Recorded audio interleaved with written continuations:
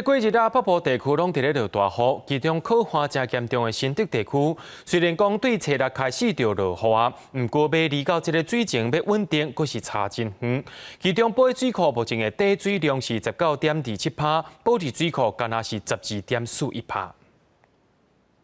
虽然讲这2天新竹地区雨落了袂少，暗过来到水库，会使看到水库内底的水，甲前几天比起来加无偌济。来运动的民众讲，看到即马欠水的状况，实在是真烦恼。会不会担心啊？当然会啦，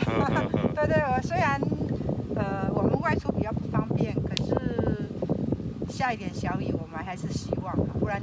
水库都干涸了。针对整个进到水库的部分，在未降雨前的话，每天大概是8到9万吨，那目前的话也提升到15万吨。根据自来水公司上新的统计，目前第宝山水库有效吞水量97万吨，供应新竹科学园区用水的玻璃水库有效吞水量390万吨，比之前敢若加一数啦。这只是一波持续1天2天的降雨，